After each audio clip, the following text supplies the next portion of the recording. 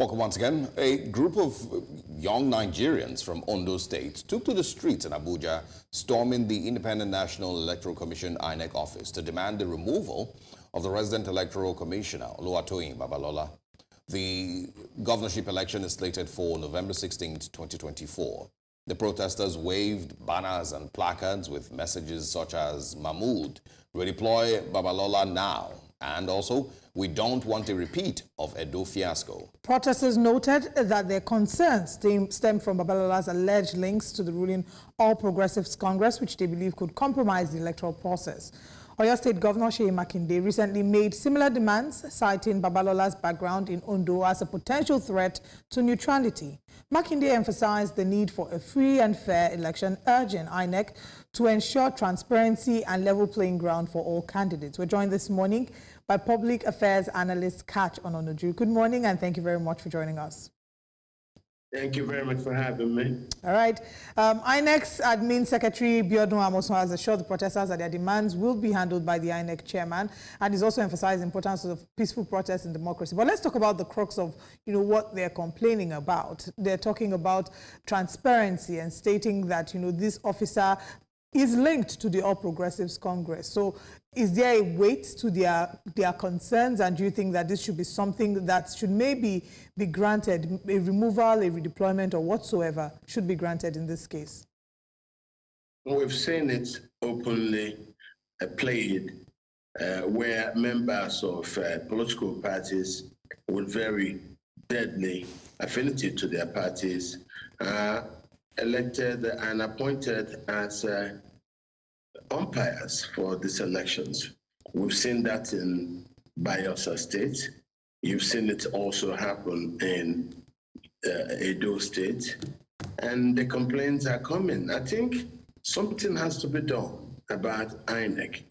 If INEC will still be, by law, the de facto electoral umpire across the country, then we must do something about appointing only those who we know are not openly card-carrying members of political parties. The idea of this recurring every time simply tells you that despite our noises, that INEC is still as dirty as it has always been.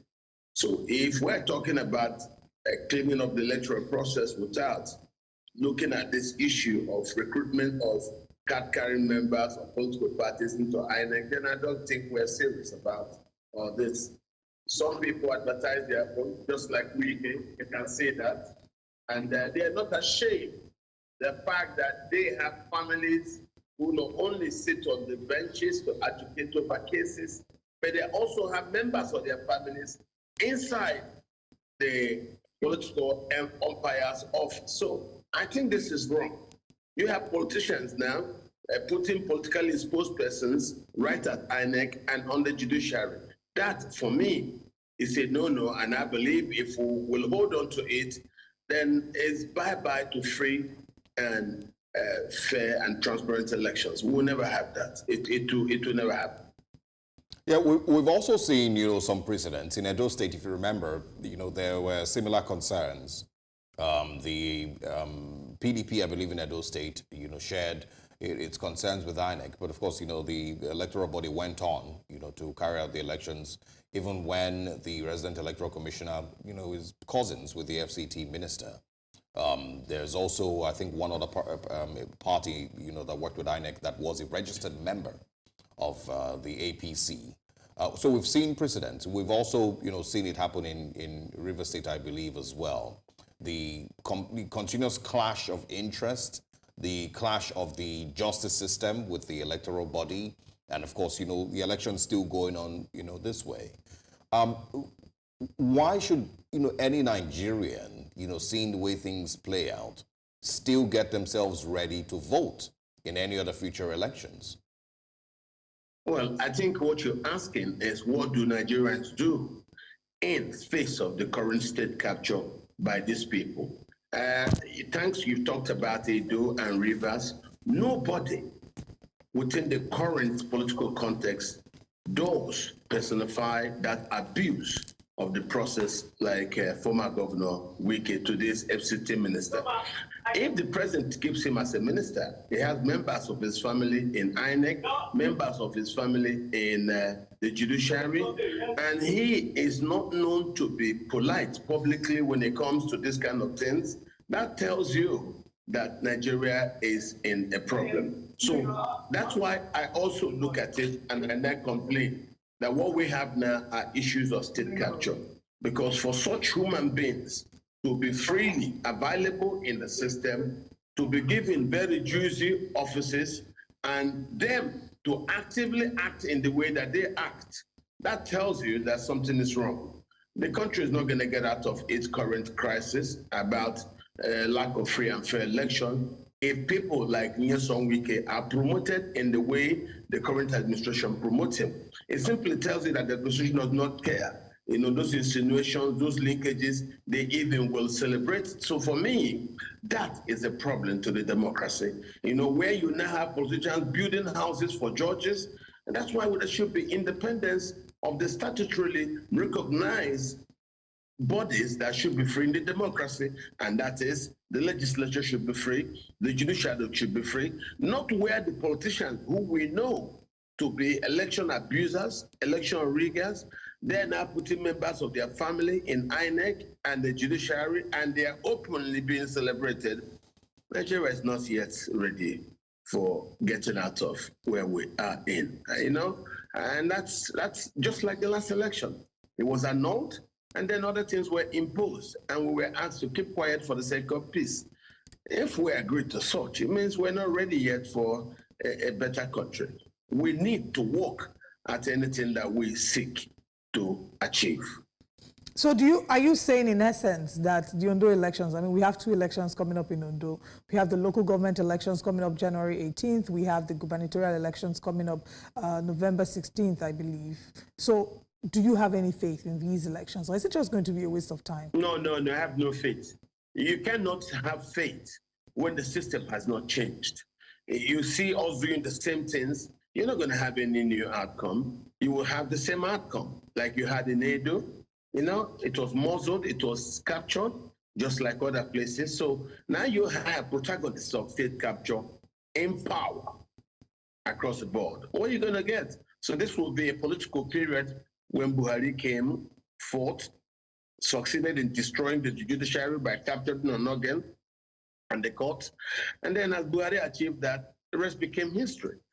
They bulldoze everything. So right now we are in the period where Nigeria is under state capture until we work progressively to heal Nigeria from its current capture in the hands of protagonists of state capture.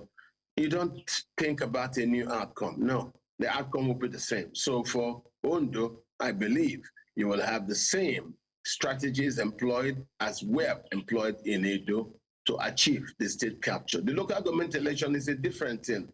The governors also capture the local government because nobody argues with them.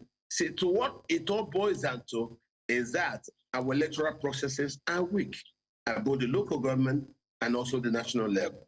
So it is a holistic picture. Nigeria's electoral system is broken. Yeah, that is, I mean, what you just described now is it's not necessarily a problem with the ruling class alone. It sounds like a Nigerian problem, a Nigerian citizen problem, because, you know, for the state governorship elections, you know, people might allege that it has been influenced by higher powers up there on the federal level, you know, who, of course, you know, are closer to the INEC chairman. But we see, I mean, in Kano State, the NNPP, just a couple of days ago, completely won the local government elections in Kano State, all 44 local governments. In River State, the APP won 23, I believe, of all the local government elections. In Imo State, I believe, you know, 20, I'm not sure how many now, local governments, but all won by the APC, I believe. So, and that is not necessarily a federal controlled election. Those are state-controlled elections. We see the same things with, you know, House of Assembly elections, you know, a lot of times as well. So is it a fair argument to say that this is a Nigerian thing, that there's always people, right from the smallest factor of the electoral process all the way to the INEC chairman, these are allegations now, there's always one person or the other willing to thwart the process for a higher power, for whoever, has the biggest pocket. It is not a Nigerian thing. It's a situational historical thing. Nigeria doesn't need to be known for being a rogue society. No, it's not a Nigerian thing. It is a period in our life where we suffered state capture. State capture are like hard times. State capture doesn't last forever. State capture happens temporarily. The protagonist who capture it, hold it for a few times. Society organizes, reacts, comes, take back society. It happens this way. The soldiers did it under military rule, and we thought we couldn't come out. But we came out, and in 1999, we started. But then there were those people who weren't happy as we started doing that. As you heard from the World Bank, that when Buhari took over, Buhari now sought to reverse all the economic progresses that were made by the period from Obasanjo, Yar'Adua to Goodluck. All the economic gains, Buhari reversed them by up to 30%, and then set off a precipitation of declines across Nigeria. So that for us is historical. It's not a Nigerian thing, because it's a blip. It happens once in the life of nations. Nope. It happens once. Yeah, but my argument, Mr. Onoju, in life of societies, if they don't change their ways. Mr. Onoju, my argument is a country, not a nation. Yeah, my argument is really just pointing out, the fact that it happens in every state, in almost every state, under different political parties. It's not restricted to just the ruling party. Even other political parties pretty much do the same thing. That's why I'm telling you, it's a current disease. Illness doesn't stay permanent in the body. When it comes, you treat it, it goes away. I believe this time will go away. I'm a very optimistic person. Look, I am happy to even see some of the things I've seen. Good, though painful, the economic realities of the regulation, what Tinubu has achieved, who did it before? Today, oil is taking off, and the government has gradually removed itself from its obstructive distortions of the energy market. Once the market becomes free and we float, we'll do other things. We have gas. We are home to the largest gas deposit in Africa, and we don't even know what to do with it. So let us settle down the Nigerian problem. Nigeria has crisis. It's a country, it's not yet a nation. Maybe now that we have seen that keeping quiet for Buhari to engineer state capture is evil, it rubs up most negatively on everybody. We will now come back, take back our country, and then try to fix things. I believe so. I have no doubt tough times don't last. What lasts are tough people. And this is a tough time in Nigeria. It's not a Nigerian thing. Every society suffers tough time.